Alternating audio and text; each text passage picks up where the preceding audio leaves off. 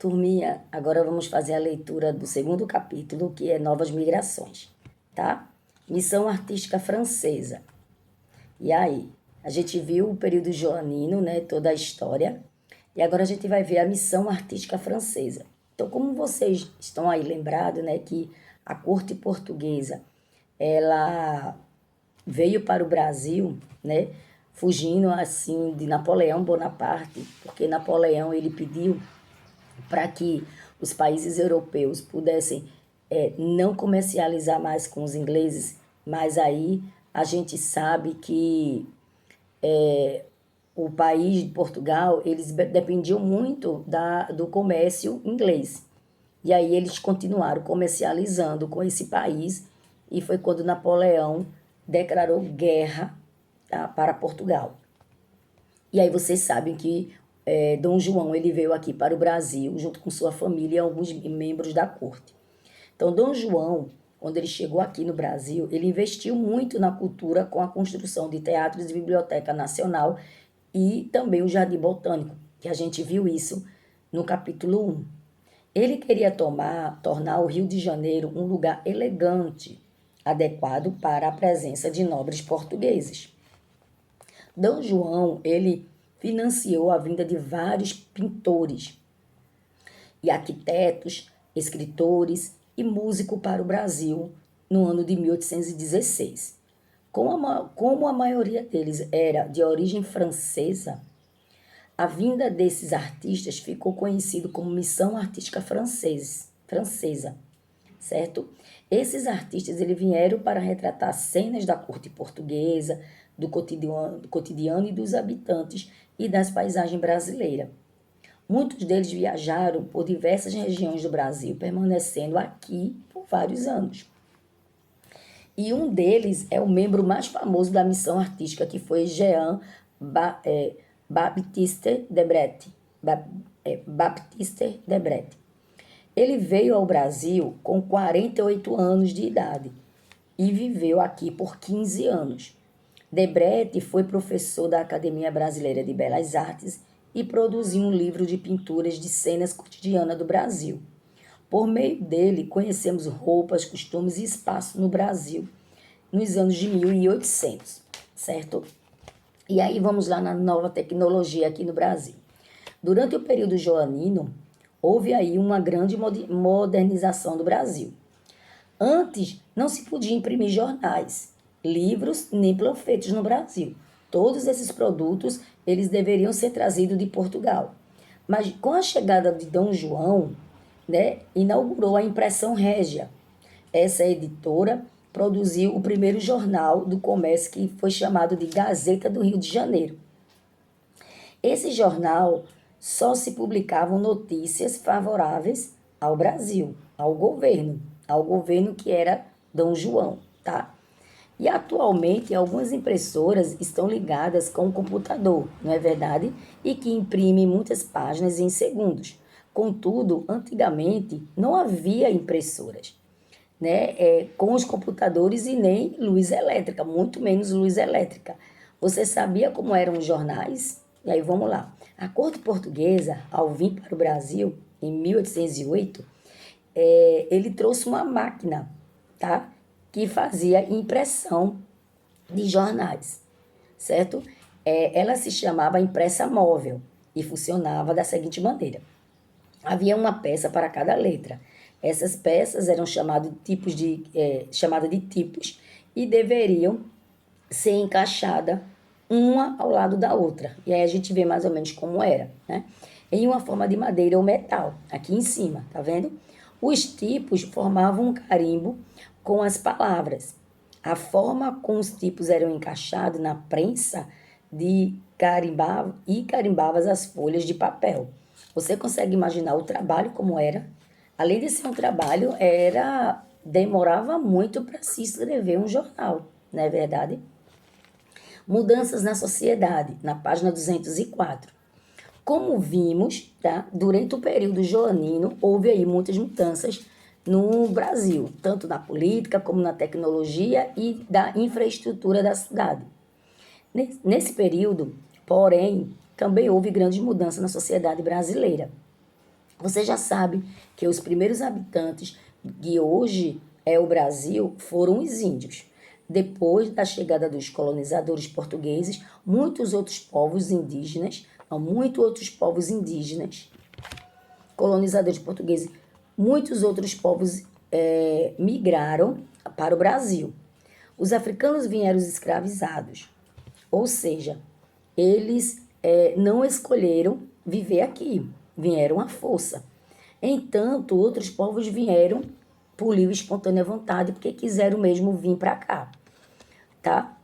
A partir dos anos 1890, depois da abolição da escravatura, muitos outros povos, né, isso eram italianos, poloneses, japoneses, eles chegaram aqui ao Brasil e o que eles pretendiam em nosso país? Ter melhora de vida, tá? Então, além dos africanos escravizados trazidos à força, somente portugueses podiam desembarcar nos portos brasileiros durante quase todo um período colonial. Após a vinda da corte portuguesa para o Brasil, europeus de outros países começaram a ser aceitos aqui. Por exemplo, comerciantes ingleses poderiam abrir lojas e cidade do Rio de Janeiro. Você consegue imaginar porque antes apenas os portugueses poderiam desembarcar aqui no Brasil? Também foram permitidos colonos suíços que chegaram ao Brasil entre 1819 e 1820. Eles passaram a viver em uma povoação perto da cidade do Rio de Janeiro, na fazenda do Morro Queimado. Essa povoação de origem da cidade de Nova Friburgo. E os portugueses eles passaram a aceitar pessoas de outros países para que o país pudesse se desenvolver também. E não o país ficar só aquelas pessoas, né? Eles começaram a enxergar que chegando pessoas de outros países iria desenvolver mais aquela cidade. Propagandas para a migração. E aí, tirando os portugueses, os suíços foram os primeiros colonos europeus no território brasileiro. Muitos integrantes de alemães e italianos começaram a vir para o Brasil pouco tempo depois dos suíços. Outros europeus, como poloneses e ucranianos, demoraram mais tempo, tá? Para vir para cá, chegando aos porto brasileiro a partir de 1870.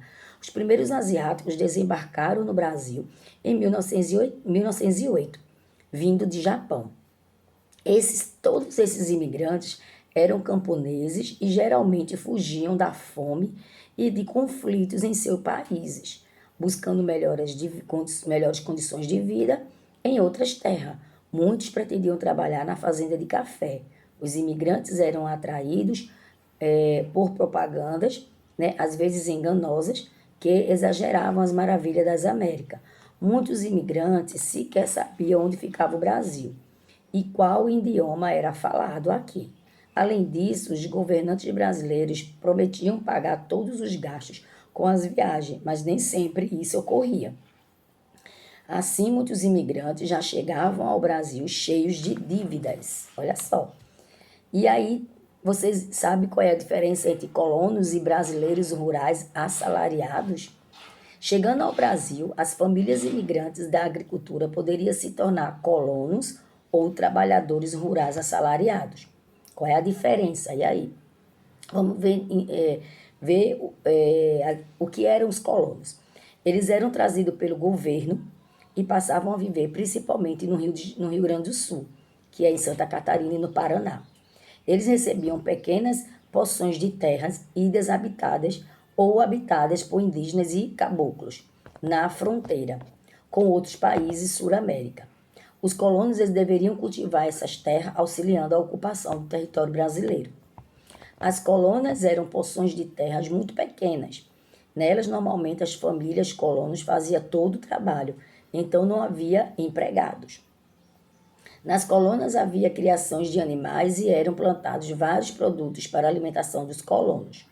Quando sobrava um alimento, eles eram vendidos nas cidades. Então, grande parte dos colonos vieram na Europa. Hoje, a qualidade de vida na Europa é considerada superior à qualidade da vida do Brasil. Como era viver a Europa quando esses imigrantes ocupavam, né, por viver no Brasil. Então, aqui no Brasil, né, vamos conhecer aqui um pouquinho das características dos colonos. O trabalho da terra dos colonos era familiar e não assalariados. As terras eram cultivadas e a produção de alimentos era voltada ao primeiro lugar, ao consumo das famílias que trabalhavam na colônia. Praticavam-se policultura com criação. Policultura é que eles trabalhavam com vários produtos, tá certo? Com vários produtos de alimentos. Os colonos, eles eram estrangeiros e as terras eram longe da cidade. Essas características são bem diferentes das características dos fazendeiros. Os fazendeiros possuíam uma área de terra muito maior do que uma colônia e utilizavam mão de obra escravizada ou assalariada livre. Muitas vezes os fazendeiros não plantam para alimentar a família, e sim a si mesmo, mas sim vender produtos cultivados. Então, os colonos, eles tinham aquela terra, eles tinham a plantação de alimentos, mas era mais para uso próprio de sua família. Então, quem cuidava ali daquela plantação, daquela criação dos animais, era a própria família dos colonos, tá? E eles tinham policultura, né? Eles plantavam vários alimentos. Então, o que sobrava, eles poderiam vender. Mas como a terra era muito pequena, muitas vezes era só para o seu próprio uso. Já os fazendeiros, eles tinham grandes áreas de terra. E aí eles tinham pessoas para trabalhar para ele, que eram justamente os trabalhadores rurais assalariados. E aí está a grande diferença de colonos e trabalhadores assalariados. Os dois, eles vinham de outros países. Só que os portugueses, eles ganharam da corte portuguesa, né, do príncipe regente, pequenas quantidades de terra para sobreviver. E outros, eles passaram a trabalhar em fazendas, né, adquirindo um salário, certo? Além dos colonos, os imigrantes estrangeiros também podiam ser trabalhadores rurais assalariados. Esses trabalhadores não eram trazidos pelo governo e nem recebiam terras, tá vendo? Eles eram contratados por fazendeiro para trabalhar nas enormes lavouras do café, com os afros brasileiros escravizados, livres ou libertos, tá? A maioria desses trabalhadores rurais assalariados foram para São Paulo, Rio de Janeiro e Espírito Santo. Esses trabalhadores eram assalariados porque recebiam dinheiro por seu trabalho. Porém, muitos empregadores se aproveitaram desse funcionário e pegando salário baixíssimo, incentivando dívidas, inventando dívidas e impedindo os trabalhadores de deixarem as fazendas. Há registro de casos de castigos físicos nesses trabalhadores, como surra e chicotada, mesmo não sendo mais escravos, entende? Mão de obra no Brasil a partir de 1888. Então, os imigrantes que vieram aqui para o Brasil no fim de 1800 buscando melhores condições de vida, por que o governo chamou esses imigrantes? O incentivo do governo de trazer essas pessoas era para trabalhar na área rural e receber assim seus salários para fazendas de café. Surgiu depois que o comércio transatlântico de escravizados africanos foi proibido no Brasil em 1850. Essa proibição não impediu que alguns comerciantes continuassem transportando escravizados entre portos e africanos e brasileiros clandestinamente. Caso esses africanos, esses traficantes de pessoas e os compradores de cativos fossem pegos, os africanos capturados seriam libertos pela polícia. Por isso, a vinda dos agricultores estrangeiros livres se tornou uma alternativa mais segura para os empregadores, porque aí foi proibido aí a escravidão. Os fazendeiros, porém, não se limitaram a contratar agricultores europeus e asiáticos. Eles também empregavam brasileiros livres e compraram escravizados nascidos no Brasil ou que chegaram ao país antes de 1850. Então, por que os fazendeiros preferiam contratar trabalhadores livres a comprar pessoas escravizadas? Hein? Vamos agora continuar na página 210. Outros estrangeiros africanos. Devemos lembrar, gente, que os africanos trazidos à força para o Brasil também eram trabalhadores estrangeiros, porém eles não continuavam, estavam submetidos ao mesmo regime de trabalho que os colonos e trabalhadores rurais, assalariados. Você imagina como é que era isso? Ora, até o ano de 1888, quando a escravidão foi abolida, né, em 1988, existiam pessoas escravizadas em toda a região do Brasil. Durante esse período colonial, as fazendas que mais compravam escravizados ficaram no Nordeste e no Sudeste. Isso porque, nesse período, a cana-de-açúcar era um produto mais importante da economia brasileira. Então, muitos escravizados eram forçados a trabalhar nos canaviais que ficavam no Nordeste e no Sudeste. A revolta, não, por volta de 1950, o café ele passou a ser um produto mais importante da economia brasileira. Os maiores cafezais ficavam em São Paulo e em Minas Gerais e no Rio de Janeiro. Por isso, muitos cativos do norte, do nordeste, do nordeste e do sul foram vendidos para fazendeiros nessas regiões. Com os cafeicultores do sudeste brasileiro, portanto, muitos escravizados afro-brasileiros que migraram para o sudeste foram forçados a abandonar a família e amigos, como uma forma de castigo por ter enfrentado a violência a que estavam submetidos. Então, crianças, a gente pode observar, né, que houve grande transformação com a chegada aqui de Dom João. E as migrações, né, migrações com o fim do trabalho escravo. Então, além dos próprios cativos, muitos africanos brasileiros livres e outros trabalhadores brasileiros queriam o fim dessa escravatura, por ver que nela muita crueldade, né? E um atraso em relação a outros países, nos quais não existia mais escravidão. Porém, a escravidão só foi totalmente proibida no Brasil em 1888. Como consequência disso, alguns dos libertos saíram dos lugares onde estavam vivendo. Houve quem se mudou de uma fazenda para outra, outros passaram a procurar parentes de quem havia sido separado. Houve quem migrasse para outras cidades, principalmente para a cidade do Rio de Janeiro. Todos, no entanto, sofreram muito com a miséria, pois não conseguiam bons empregos para melhorar a sua vida. Então, mesmo depois deles deixarem de ser escravos, eles também passaram por grande dificuldade. Os ex-escravizados, os escravizados libertos. Migrações brasileiras. Além dos afro-brasileiros escravizados e libertos, no fim dos anos de 1800, muitos brasileiros pobres migraram para a cidade e para outras regiões do país em busca de melhores oportunidades de vida. Esse foi o caso dos brasileiros livres que viviam lá no sertão cearense, né, na miséria extrema. Essa pobreza foi causada por uma das maiores secas da história brasileira.